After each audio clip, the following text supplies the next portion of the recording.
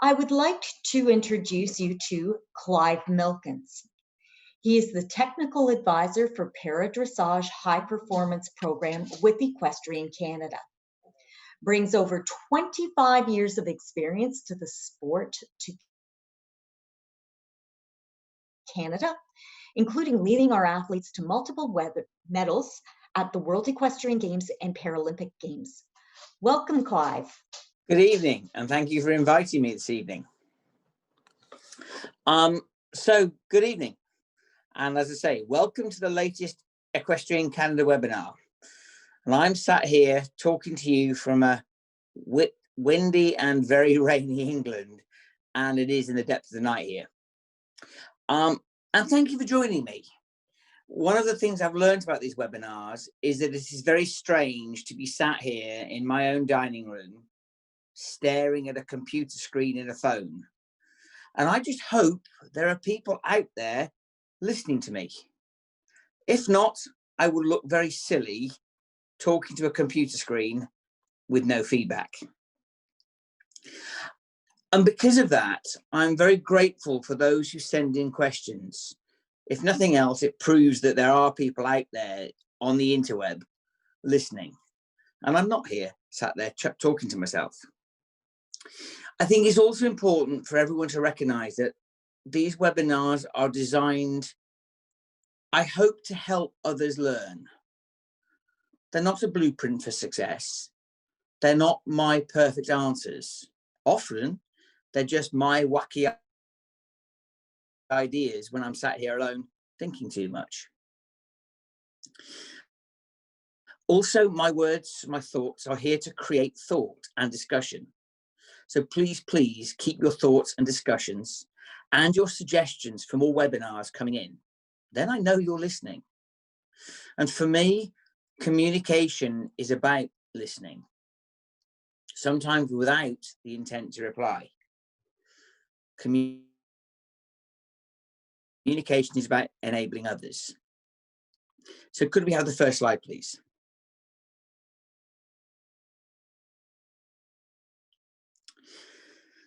So this presentation is about the paces of the horse. And when I started to think about this and develop this presentation, it occurred to me that, well, what's the point? For there are many, many articles that have already been written on this subject, both from a dressage point of view and also from the therapeutic value of correct paces. So then I wondered, why was I reinventing the wheel? And then it dawned on me. Most articles, most YouTube videos, most books explain good paces. And if we're not careful, that creates an idea of perfection that most of us working in therapy centres, riding schools, and those of us who are looking at developing young para-athletes into sport, we cannot dream to find these paragons of virtue within our own budget, within our own situations.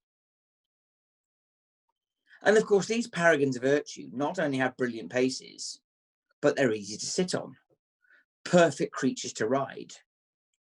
And so, because when we read these books and watch these videos and listen to these presentations and webinars and seminars and whatever, we give up because we watch them, we listen, and we decide we can't ever have these horses. So what's the point? So we stay with what we have and we decide that all we can do is make the best of what we do have. So in front of you on your screen, there are the recognized German scales of training. Well, why do we have those?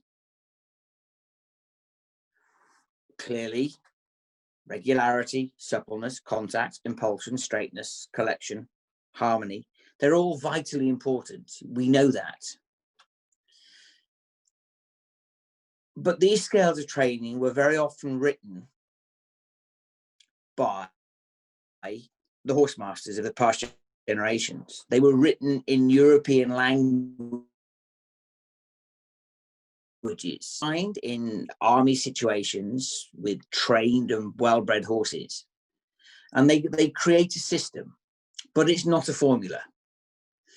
It is nothing more than a step-by-step way of logically training horses, and it's recognized throughout the world. The problem for me is that in dressage, most articles, these scales of training do not separate the paces from the frame of the horse. Of course, they're interlinked, but often our beloved, wonderful therapy horses and ponies, and riding school horses, and beginner horses, and amateur horses do not carry themselves in this wonderful, correct frame, this paragon of virtue, this vision that we're looking for. And so today I'm going to attempt to focus just on the sequence of legs in each of the gaits. In other words, where the horse places his or her feet. Now, separating this out in dressage, the frame or the outline is important. But technically speaking, dressage is a fitting program, gymnastic exercise that improves the musculature and the physical way that the whole horse carries the human. And I'm aware that in our therapeutic centres and our riding schools, beginners cannot be expected to both learn to sit on and follow the movements of the horse and steer and ride the frame all at the same time. So for tonight, I have decided to only concentrate on the leg movements. We'll cover the frame and the pure dressage training in later webinars. Next slide, please. So then I thought back to the horses and ponies that I've had the amazing pleasure of working with over the years. And I asked myself, what do they have in common? From Shetland pony to Shire horse, thoroughbred to quarter horse, New Forest to Fjord, Frisian to Welsh to warm blood. And then I revisited the question, what does good look like? What do I need when I'm preparing younger and less experienced riders to start off moving towards competitive sports para-dressage? So then I redesigned, or should I say reordered, the existing scales of training into for what for me is a more practical English system that can be applied to the horses and ponies that you and I see every day. I hope I've adjusted the language a little so that it's English and we can interpret it in our ordinary riding arenas. Next slide, please.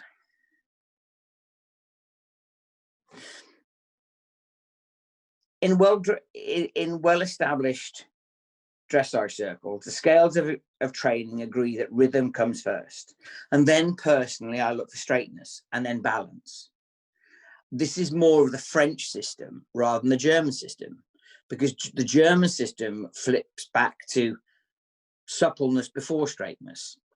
And while it makes sense that correctly bred young dressage horses are supple before they're straight, often coaches working in therapeutic, para athletes, or those of us who coach able-bodied kids and less experienced riders are we're working with horses with physical limitations, conformational challenges, training issues from the past. Now, science has already proved that straightness, first of all, aids the longevity of the working life of any horse. And of course, the word straightness should be easier to understand for riders as well. Over the years, translations from the original transcripts from European riding masters have changed, have been interpreted in different ways, and some of the original words used in the scales of training can never easily be translated into modern English. And I find the words that are used in modern usage are just thrown around, quotations in the riding arena without much thought. But what do they really mean when, in our cases, we are often assisting athletes with cognitive, neurological challenges, and then they're placed in the alien, rectangular environment of the dressage arena? So in the videos you'll see going on through this presentation, I've used many different videos to demonstrate my thoughts. Now, I've used existing clients, both able-bodied and para, all the riders I have permission for, and if the filming is dreadful, that's my fault. I'm not a professional. You'll also see that on the whole, these horses are ordinary equines, trained well, hopefully. And also I've interpreted some slow motion work to clearly see just the paces. I also believe that the way I coach, that in the initial phase of competing, the scales of training that I use not only can be applied to any horse, but the novice coach and the parent who should start to be able to see what I'm talking about. So we start to demystify the jargon that is dressage.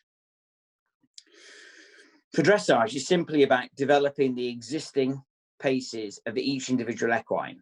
It's about improving the musculature and developing each animal to use their own bodies to the best of their ability. Yeah, when we look on social media, on sports programs, YouTube, international horses, we look at these incredible moving, expensive animals, and we're often given a false impression of how horses can move. In that fantastic piece of learning where we start to learn to train our horses and start to compete, sport is not about flashy, smart, expensive horses flicking their toes around the dressage arena. And when I see these horses performing at top level, we often forget the amount of work and time taken to produce this movement. Now, I'm not saying every horse should or could move like the extravagant warm bloods we see at international level. Foals do not move like this. Dressage is about training. And the ordinary horse with correct paces and trained well will score higher marks, hopefully, than a flashy horse who is incorrect. So tonight we are going to look about correct paces. And all paces should start with the same way, and by the observer asking the same questions. Is each pace correct? And what do we mean by correct? Well, as the slide in front of you says, all paces should start off being regular. They should be straight and they should be in balance. The frame of the horse cannot be considered correct in a dressage test if the paces are not. And as we've said, the paces do not have to be massive. In fact, many cases, especially with riders with a disability and in the development phase of their education, huge, swinging, powerful paces create an impossible movement for most of us to sit on. Paces can always be trained and improved as long as the simple rules, the simple effective rules are applied. And each pace must be true to the FEI definitions. I've written in my notes that I'm not going to go through the FEI definitions because they're on the website. And many articles and many rule books have been written on what is correct. But in fact, as we go through this, you'll hopefully discover for yourselves what correct is. And as the slide says, rhythm is always the key. And rhythm is just the beat. It's nothing more. Walk has a 4-time beat where each limb moves independently. Trot has a 2-time beat. Diagonal pairs of legs moving at the same time. And canter, an asymmetric 3-time beat. And if in doubt, remember that another word for rhythm is regularity. The opposite of regular is irregular. Sometimes irregular means lame. Therefore, an irregular pace, a not correct pace, cannot be given more than 4 in a dressage test because an irregular pace is insufficient. And also I use words like rhythm, straightness and balance because they translate into other disciplines, dance, music, physical therapy. And of course, it's a relatable fact that rhythm, straightness and balance applies to both horse and rider of every type. Now you will notice that I will always do my best to prevent myself, not avoid. Avoid is something that is subconscious. I prevent myself from using the word forwards. Forwards is a word we use all the time in dressage. It's thrown about in the training and competition arena. But when challenged, in my experience, few riders really can explain it in a meaningful way. And according to Siri and the Oxford English Dictionary, forward means nothing more than in the direction that one is facing or traveling, or towards the front. So it is completely incorrect English to say more forwards. If you're looking towards the front, you cannot do that more. And also, because we already know what we mean by the word forwards, when a rider is learning a new skill or is nervous, do we want the horse to be energetic and fast? Surely when we learn to drive a car, we learn to drive a car slowly.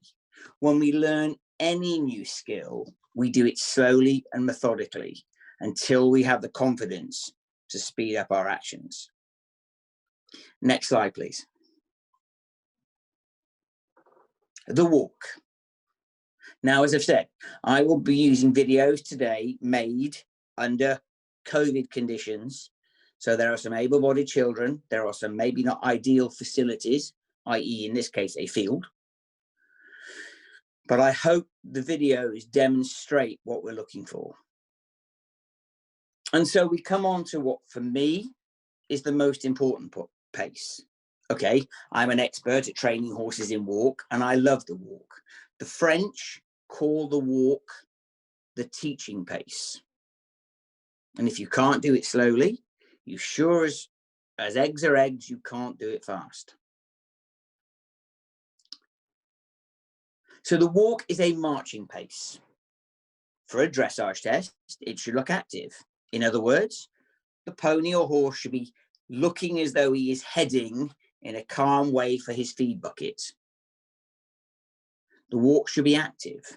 It is technically incorrect to use the word impulsion in the walk because there is no moment of suspension. And impulsion implies cadence and suspension. And in the walk, the horse always has at least 1 foot on the ground. So for me, I use the word march. It conjures up the mental initial correct image that coaches and riders understand. Next video, please. So all being well, this will work. So here we have, and there is a time lapse here. Here we have an ordinary 14-2 pony in the walk. You will see that it is regular, clearly defined 4-beat movements. Each limb moves separately, so we can see each limb moving independently. If 2 limbs are moving on the same side together, then it's lateral and it is irregular. It has lost the purity of the pace. So you can see here that the horse goes left hind, left fore, right hind, right fore. Next video, please. Here is the same pony, same day, lovely summer's day in England, remarkable. So we then hope, and now we see the slow motion. If you focus on the outside hind, the left hind coming forward now, then the right foreleg, left foreleg, then the right hind leg, and the right foreleg. Now you'll notice here that this pony puts his back feet into the prints of his front feet. He is not over tracking. It is correct. It is not massive. But you can still see there is a regular 4-time beat, the V in the back legs, and the V now in the front legs, and now in the back legs, now in the front legs are even. The hind leg is pushing the horse forward, and the hind feet are stepping in front of the print of the front feet. I can give this horse in a test 6, maybe 6.5. It hasn't got a big overtrack, so therefore it can't get a 7 or an 8, but it is correct. And although I don't have films of this today, you can really see when the two hind legs, the two legs on the same side move together, often on a circle. In the initial stages of para-dressage, we only use 2 types of walk, the medium walk and the free walk, although that is now called the stretchy walk. In the test for experienced riders, maybe grade 4 and 5, we also find collected and extended. The purpose of this video, we are sticking to the common denominators for medium and stretchy. The medium walk should show an active, determined. Okay, next video, please. Next, that's the same. Yeah. Now, here we have a therapeutic horse of thoroughbred type with a grade 1 rider on board.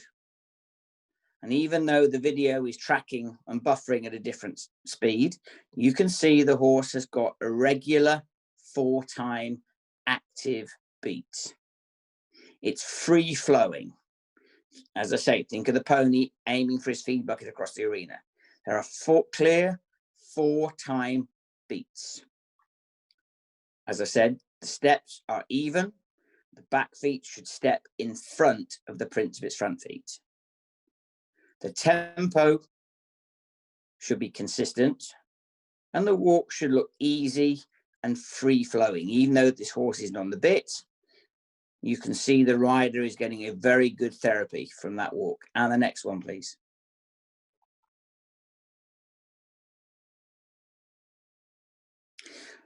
So this horse doesn't have quite the same walk. This is another grade 1 rider, but it is still correct.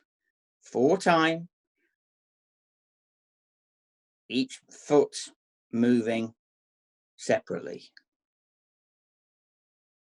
On a circle or a bended line, the back feet must take the same line that the front feet have taken, as though the horse is on train tracks. The real key here is whether the horse has a leader or not. The horse walks 2 meters in from the edge of the arena, the whole way around the arena. Okay, next video, please.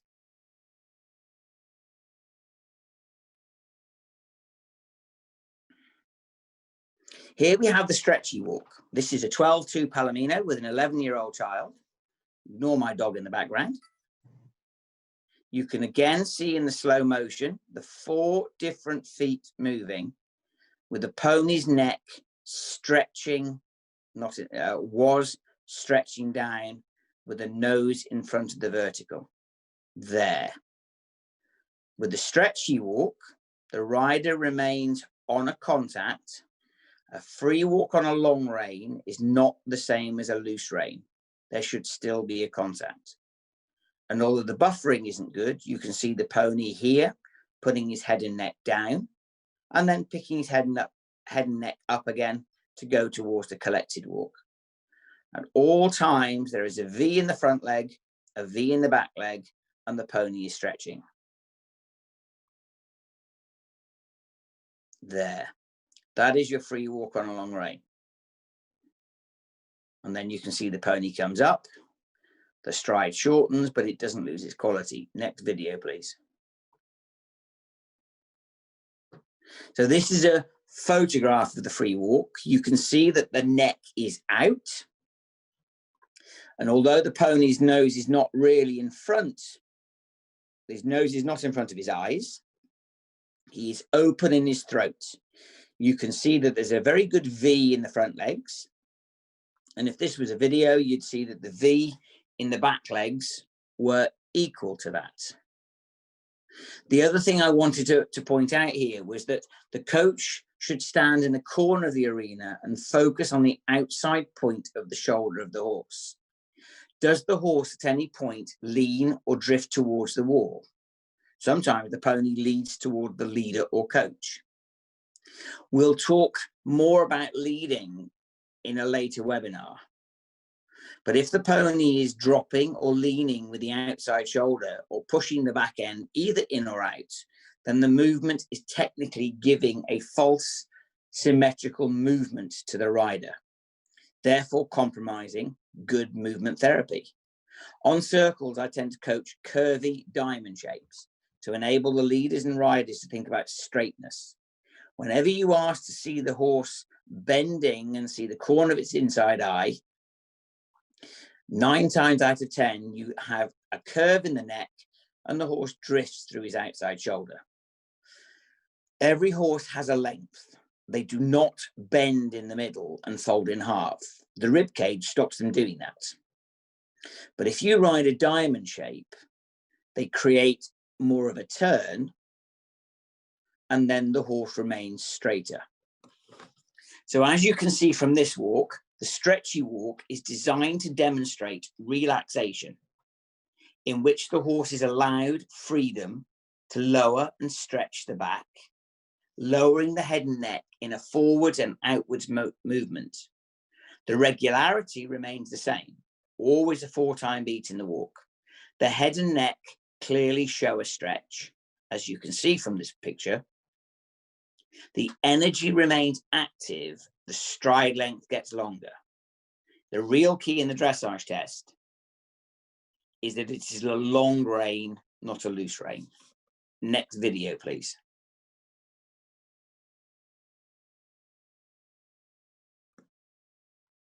So this is a young man I work with in England.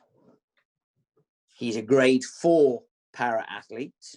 This horse does not have an excessively exciting walk, but you can see again, the horse should have 4 separate limb movements. Next video, please.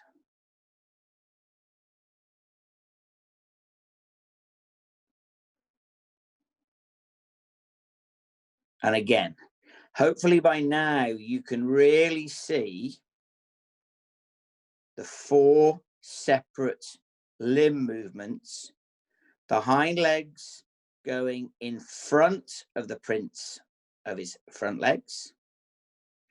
The V from the front leg now equals the V from the back leg now. And you can see that there where the horse is over tracking. Any more walk and the horse will tread on himself. Next video, please. And bear in mind that pony, this Palomino pony, is 12 hands. So now we move on to the trot. For our purposes, the trot is a clearly correct sound pace.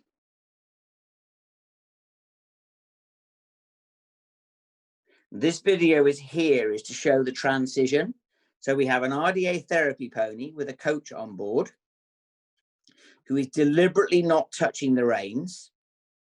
You can see a nice, really slow trickle trot. It's rhythmical, and then the horse drifts into the walk. Next video, please.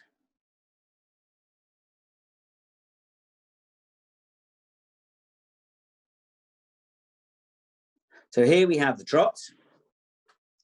It's a 2-time regular pace where opposite diagonal legs move at the same time.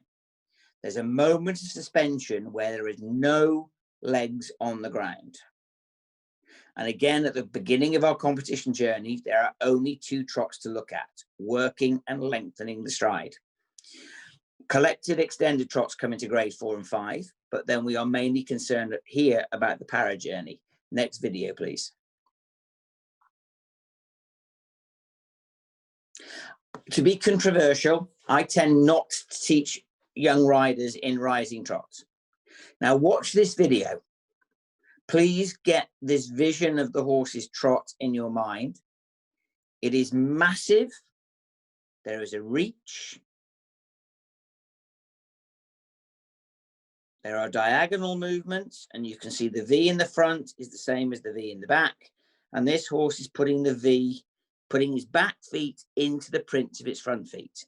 Now, this is not a young horse. This is a big moving advanced horse who has been struggling. You can see the way the limbs are moving. Okay, next video, please. Now, this is the same horse in slow motion, and this is really important. Watch the feet and nothing else. As the back leg comes through, there is a danger that this horse will actually tread on his front feet. So he can't go more forwards. If he does, he becomes unbalanced. You can see here on the pure sideways view there, and again now, the hind leg comes underneath and the front leg has got to be quicker to move out of the way. So yes, the V is nice and relaxed. He is tracking up, but there he's almost landing with his back feet before he's bent picking up with his front feet. This is why if this horse was asked to go any more forwards or any more quicker, the horse would end up slowing down and not being able to cope properly. You can see in the slow motion the rhythm, and you can see in the straightness.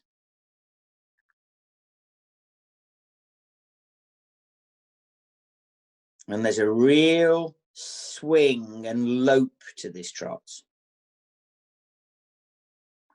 Now this horse, like all the horses I've ended up using, okay, can we go back and do that one again, please?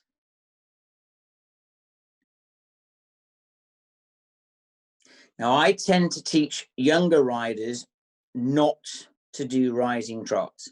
This is a 17-hand horse, but often with the ponies, the tempo is quite quick. And the smaller ponies and children have enough challenges learning to cope with the different movements from the walk without worrying about going up and down as well. From a therapeutic point of view, trotting is not a right when you're riding. It should be treated like a badge of honor, a demonstration for improvement. Initial trotting should be done on a straight line, and I very often do the initial trotting away from the entrance to the arena. Ponies often are not happy going away from home, and so they'll slow and trot safely. Because, of course, there are always some ponies that head for home pretty fast. The point for me is I hope you can really see that the rhythm, the straightness, and the balance are what's important here. And in the lengthened trot, it's exactly the same as the name describes it. The trot should not be quicker. It's simply a lengthening of the frame and a stride length. If in doubt, say get the rider to trot down the long side and count the number of strides. Strides are easier to count than steps. Could we go back and show the black pony with the transitions again, please? Go back 2 more than that one. And the one before that. No, the one before that. And no, that's gone forwards again. But at least these pictures, you're seeing a really good V shape in the legs and the regularity of the trot. Go back, that's it, perfect. So this is an RDA therapy pony. Now watch, this trot is not big, it's not impressive. It's just a very flat, slow trickle trot. The rider sits there without doing too much. You can find her own balance. And if you can watch, the pony trots for so long, and then suddenly, without the rider moving, the pony flows into the walk. And by flowing into the walk, the rider does not lose their balance. Okay, let's go on to the canter work, please. So, yeah, and the next one. Okay, so the canter, just stay there with the video. Okay. So let's go back again.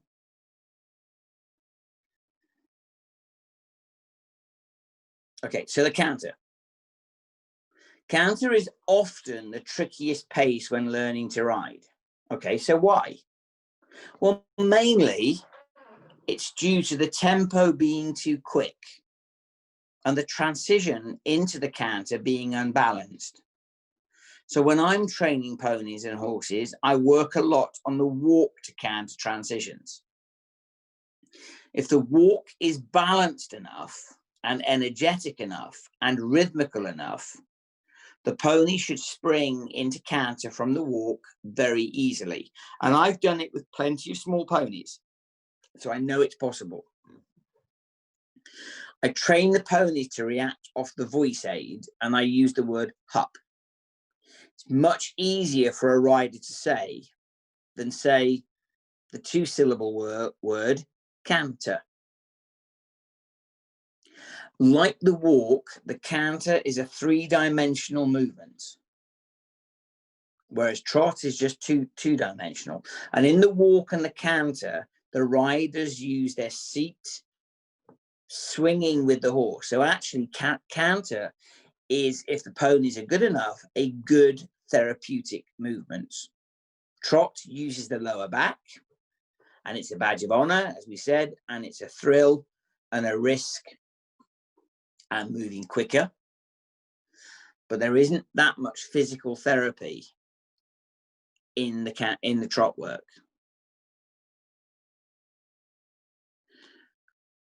And so we have to look at the leading legs in the canter. Canter's an asymmetrical 3-time pace. I teach the horses to canter coming out of a corner or on the second half of a circle. The challenge with the circle, although the horse is encouraged to strike off on the correct leg, but now the rider is on a curve rather than a straight line. And we know that the rider's balance is better on a straight line because the centrifugal force pushes the rider to the outside on a circle. So, the legs in canter. First video, please.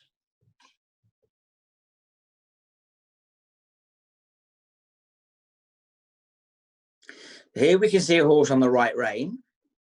The horse is going left hind leg first, right hind leg and left fore together, and then the right fore lands last.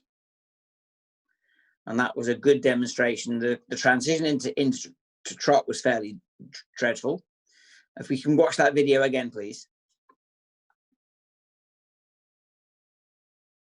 So you watch the canter, and then the pony does break into the trot. And although the transition was a bit of a crash into the trot, the pony immediately goes into a stretchy, easy, relaxed trot now. And the rider doesn't find any problem with the balance. Next video, please.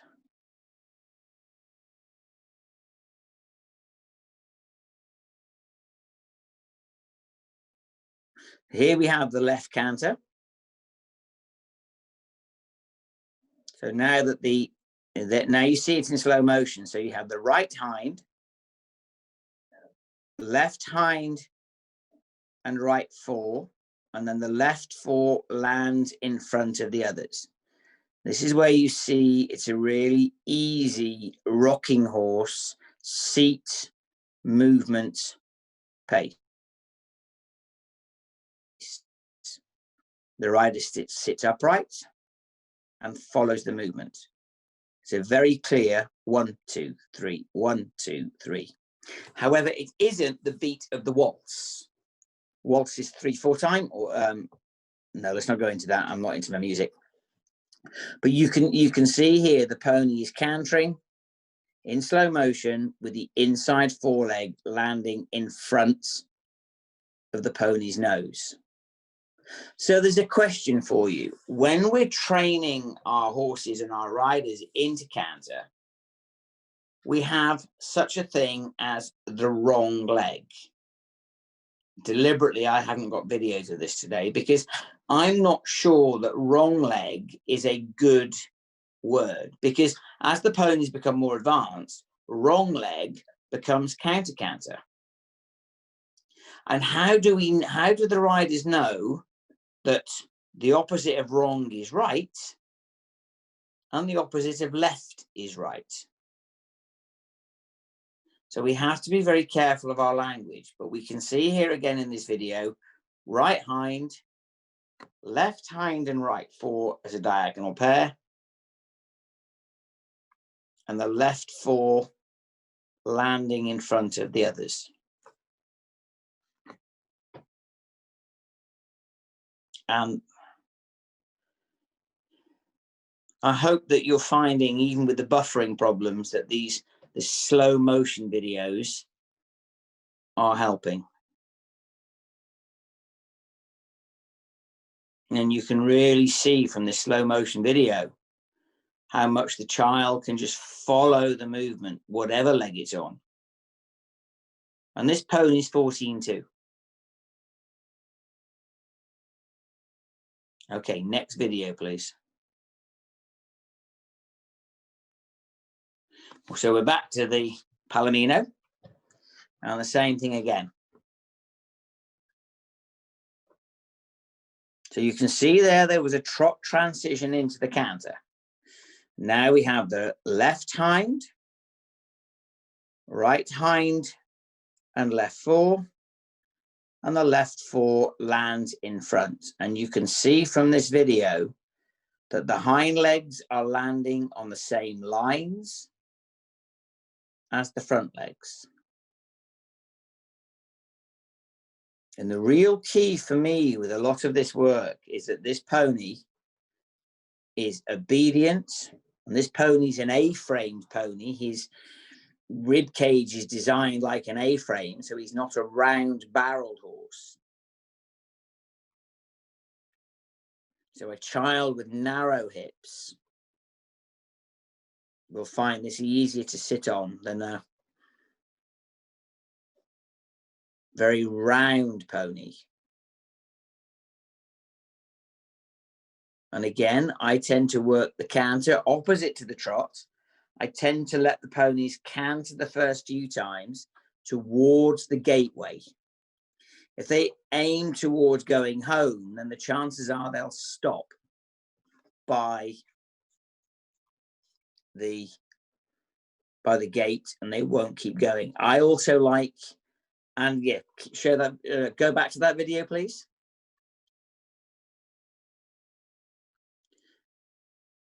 So you can see there's a trot, and now suddenly the pony lifts in front and springs into counter.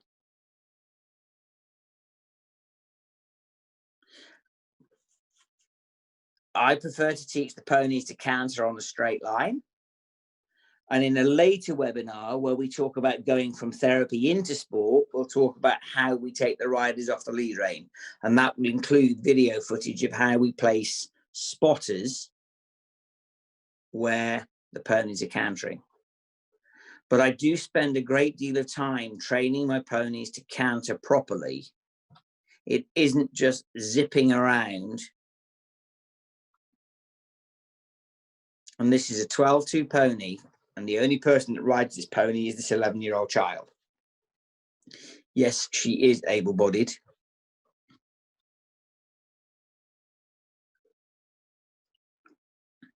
But you can see how the pony is cantering in balance in a large open space. But by cantering in a straight line, the child is more safe than coming up against the corner of an arena. So while this pony's cantering, before we come on to any questions, to recap, everything I do is about rhythm first. Rhythm is simply the regularity of the horse's footfalls. It's the beat. So in the walk, you clearly hear and see 4 distinct footfalls. In the trot, we hear the classic clip-clop of a 2-time diagonal pairs of the limbs moving in synchronicity. And in the canter, we can see the 3-time beats. Tempo is linked to rhythm, but it's different. For those of you like me who can remember records or LPs, if the record is played at the wrong speed, the beat stays the same. The tempo distorts the balance of the music and disrupts the listening. Balance is about ease. Balance is about not seeing where the horse ends and the rider starts. It's about the partnership. Each part of the one 6-legged athlete supporting the other parts. Of course, in the early stages, the horse develops the balance and enables the athlete to balance and follow the movement. But as the partnership develops, the athlete takes more responsibility, guides and supports the horse more. And then for me, after balance, we look for harmony. Is each pace looking as fluid and as easy and can be expected from the type of equine that we're working with? If it's fluid, harmonious and easy, the rider then follows the regular straight movement, focusing on keeping the balance while steering through the dressage movements. Even a novice rider or the training stage, they can look at one with their horse or pony, flowing, following the movements. Once the rider follows the even balanced movement on the curve and on the straight lines, only then do they influence the horse. I always find that it's quite interesting in the early stages, the therapy horse has to show some form of mental self-carriage. The horse has to learn to adjust to the rider's developing balance. Riding school therapy ponies, they all know this to some degree. I guess at this point, it often appears that the horse is freewheeling a little, probably a little strung out and long within the actual frame of the horse. But balance prevents the horse running onto his nose and tripping. There should always be enough free movement so the horse keeps traveling in the same direction. One of my key words is consistency. Is the beat consistent? Is the speed consistent? Does it look like a good picture? Is it consistent in the same pace until the rider or coach asks for something different? The paces should never be fast. As you've seen from the slow motion, if the horses go too fast, they lose their balance. Think of it as a young child losing their balance because they're running too fast. And then the other thing, scales of training, as we said at the beginning of this, suppleness and straightness are linked. But for me, is the straightness even on the straight lines and the curved lines? Do the horse's hind legs follow the tracks, the lines of the front legs? Do the lines that the horse make from above, like train tracks, the spine from the ear to the tail sitting directly in the middle and being in alignment and parallel to the edge track? Is there a bulge on the shoulders or the quarters? Does the neck come straight out from the middle of the saddle? And that includes the nose. Is the nose tilting left or right? If you're in doubt of what straightness looks like, ride or watch the horse 2 meters in from the wall, the long side wall. See if the pony or horse remains parallel the whole way down the arena. Training the center lines is vital for good straightness. The judge at sea cannot see energy coming down the center line. Whether the horse is correct, cannot see other than on the contact. The only thing the judge at sea can see on the center lines are the straightness. If the judge can't see the hind legs on a straight line and can only see the front legs and the neck coming out of the middle of the horse, then the horse is straight. I always work my horses away from the track, riding in rectangular shapes, and I'm pretty fussy about language. For what does going large mean? Surely if you're on a 10-meter circle and then you ride a 20-meter circle, that's a large circle. Ride the horse in from the track, see if the horse is straight, check the rhythm, the straightness, the balance, and the harmony.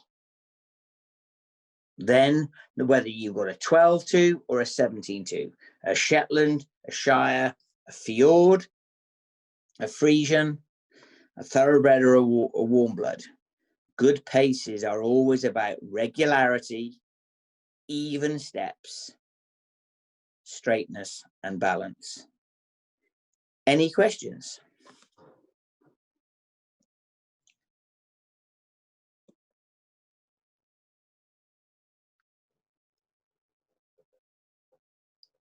Hi, Clive. Sue, if you're still online, perhaps you could retype the question. We were having some computer issues in the background. I've actually got the questions in front of me if you want to read them out. That would be lovely. Thank you, Clive. Okay. Typical first awkward question is from a physio. The 17-hand trot horse looks like he has a large vertical excursion. What type of rider impairments can manage this, and what type of riding impairment would struggle with this? Well, as you remember, that's the big bay horse in trots with the hind legs that were actually, although he was going slow, were actually he was almost overreaching and treading on himself in front. He is probably not a horse I would use for trot work. His walk is fantastic, but I didn't want to show you a good walk horse tonight. I wanted to show you a correct walk horse. And that big bay horse, his name is Baby. He's an advanced horse, but actually he can't bear with any form of collection. At some point in his life, he's been forced into a shape. And so actually, great walk horse, but he's probably not a para horse because his trot is too long in other grades, because his trot is too long and strung out. It's a very good rhythmical trot and he's very straight. But the energy is far too big for most para athletes to sit on.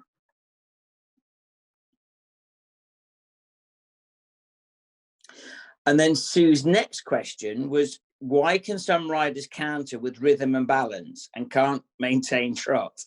Sue's dreadful. In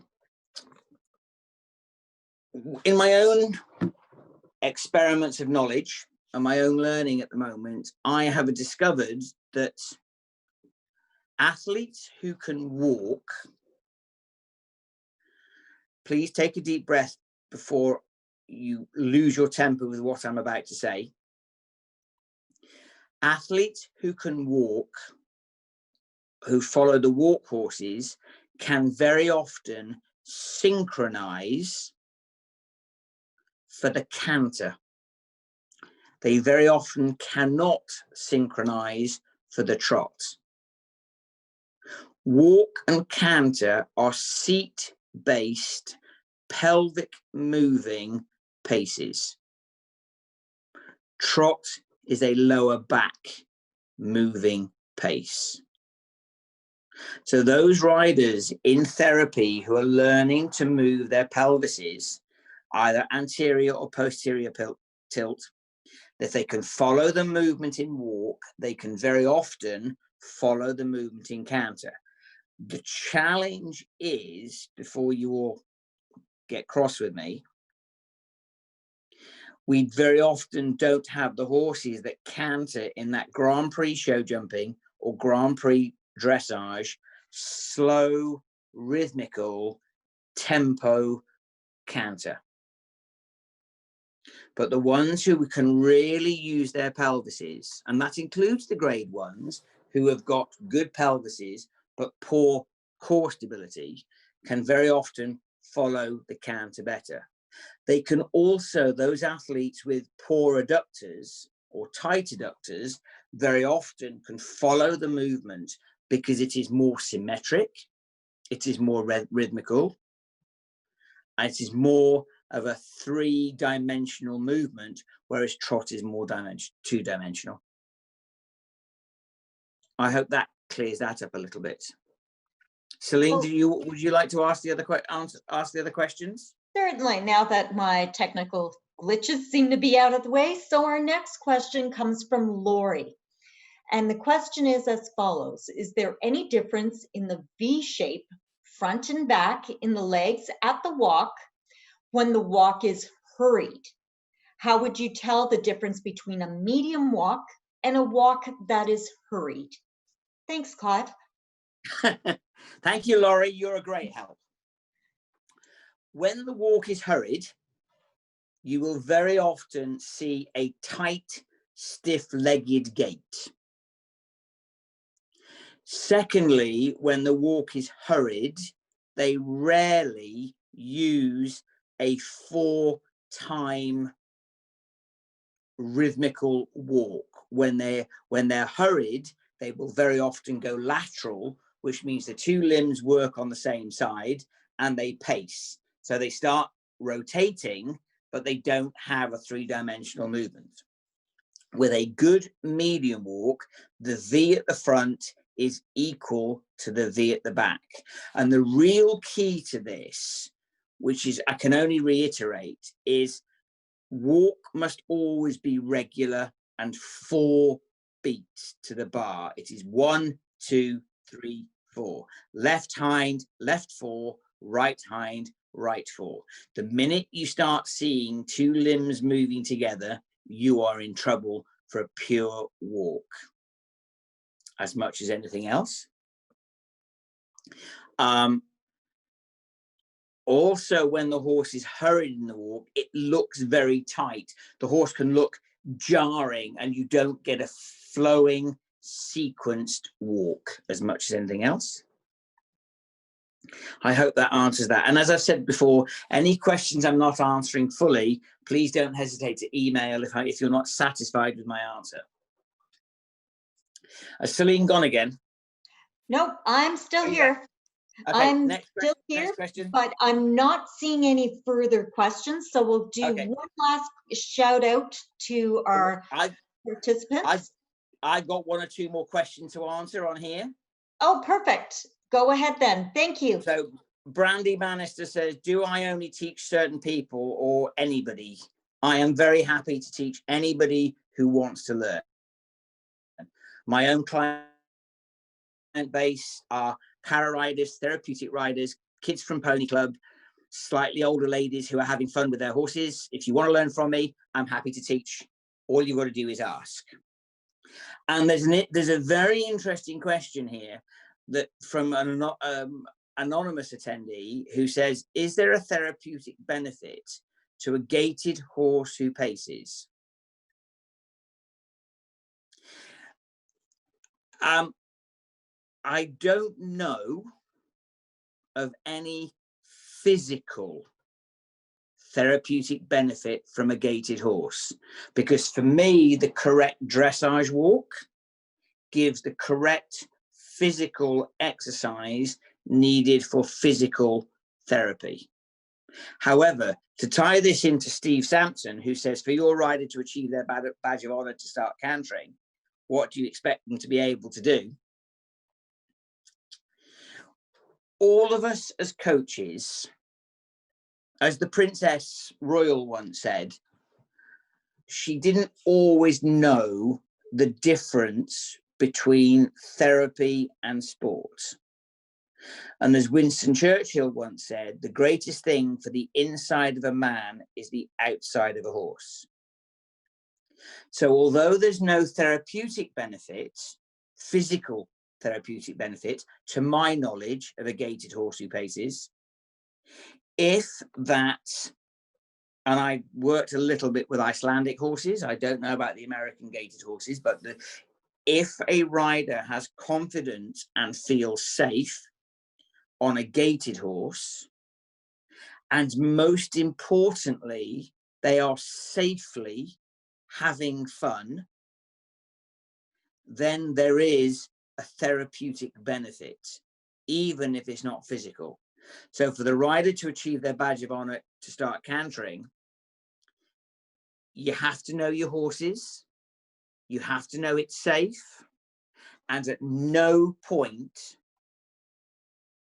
within reasonable confines of welfare. I mean, you could very easily argue that putting a human being on the back of a horse is a welfare issue, because horses weren't necessarily designed to carry horses. If you forget that for a minute and you recognize what we know as welfare, which is feeding, fitting, correct fitting tack, not kicking the horse in the ribs, not pulling on the reins,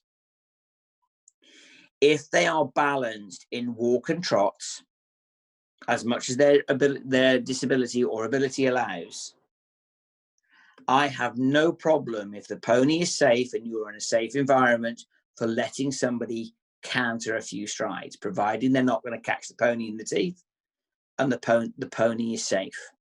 The real key is part of therapy, and I am not a medical professional, I am not a therapist, but I was once a horrible little boy. And sometimes the therapy is based on the kids having confidence to do a little bit more. Therapy can be about confidence, should be about confidence. Therapy should be about being brave. Terribly risky word to use, but therapy is a little bit about the thrill, the dare. And as adults, we can remove the danger to that, and we can remove the risk as much as possible and still give the kids and adults a therapeutic benefit of being brave. Any other questions? We have a couple more, Clive. So the next one comes from an anonymous attendee. Some horses move more through their shoulders in the walk, others move more through the knee. Does this make a difference? Yes, it does, because I would say the horses that move through their shoulders are actually moving through their backs. So I have in my head, I have two types of horse: leg movers and back movers.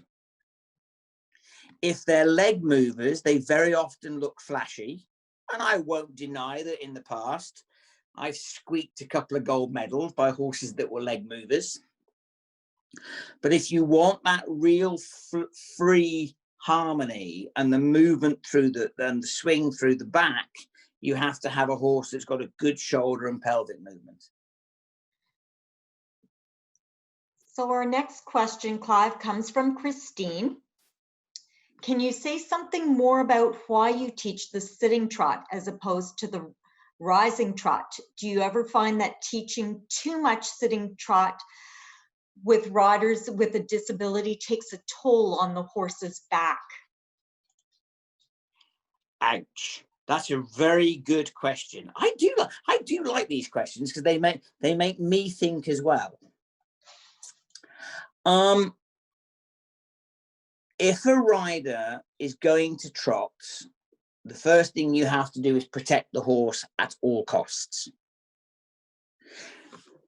Our horses do not choose to be ridden. I find with children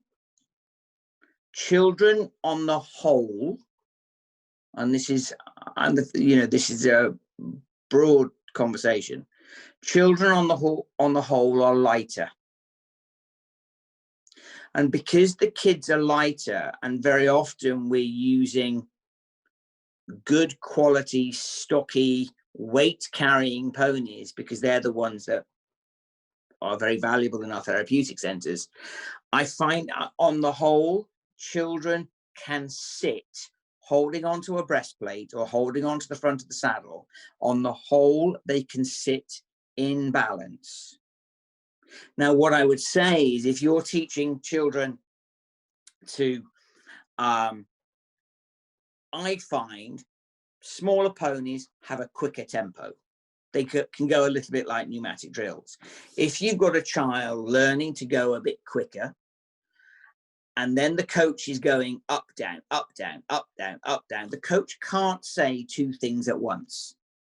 So a child sitting relaxed and jogging, as that very brief video clip showed, we call it trot, but very often I think it's a jog, and it's a loose limb relaxed. For me, that's how we start. Now, I find that when children have got into that tick-tock, tick-tock, tick-tock rhythm, then they very often can rise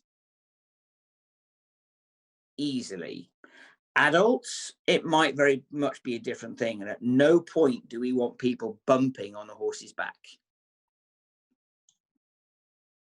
Thank you, Clive. We've got another question, actually a couple more that have just snuck in. That's so right. Do you start riders on a lunge line at the canter? Good question. Rarely. Because, and I do want to come back to Noni's question as well.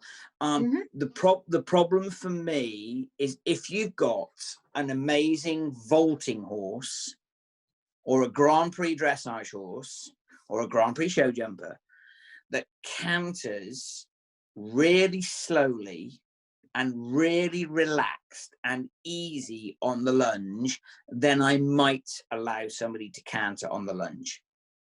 The issue for me, which is why learning to canter is so tricky, the issue for me is most of us in therapeutic riding centers, riding schools, don't have the luxury of those advanced horses.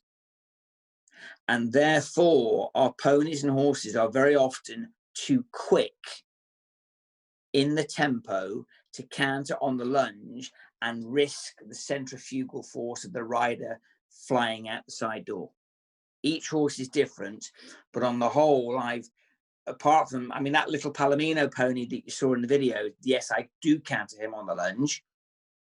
But on the whole, most of us don't have access to the balanced, rhythmical cantering horses that can canter on a circle correctly. You're better off in a straight line. Thanks, Clive. And you'd alluded to Noni's question, so we'll get to that one now. Is the length of the overtrack of the medium walk rewarded, or what is the correct amount of overtrack for the medium walk? Thank you. The SEI rulebook is a little bit challenging on this. The experts tell me that to get an 8 in your walk in a dressage test, able-bodied or para, the 8 should be, the rule book says it overtracks, which means it puts his back feet in front of the print of his front feet. To get an 8, there should be 2 foot step sizes in that overtrack. So when the horse puts his back feet in front of the print of his front feet, there should be 2 foot lengths between the prints of the back feet and the prints of the front feet to get an 8. So we'll just do one final call out for anyone that has some final questions for Clive. I just remind everyone to please use the buttons at the very bottom of their screen should they have a question. And as I've said before, please don't hesitate to email me if I haven't covered your questions. I am very open to feedback. I'm very happy to say, oh, no, I didn't cover this, or I can cover something in a later webinar, or why I have said certain things. I'm very happy to explain and answer people privately if they feel more comfortable like that. They can email me through Jamie Ann's email address, and I will answer any more questions privately. So once again, Clive, on behalf of Equestrian Canada and Para-Dressage, we wish to thank you for this evening and thank all of our participants for being brave and those who've challenged us with the questions tonight. Many thanks, and we look forward to having you again. for another webinar. Have a wonderful evening, everyone. Thank you, Clive, for joining us so late in the evening. We appreciate your time. My Good pleasure. night, Thank you very everyone. much indeed. Good night.